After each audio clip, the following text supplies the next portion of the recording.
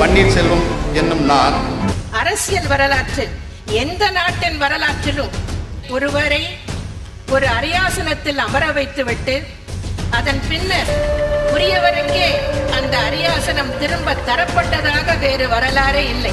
அந்த புதிய வரலாற்றை படைத்து காட்டியவர் அன்பு சகோதரர் ஓ. பன்னீர்செல்வம்.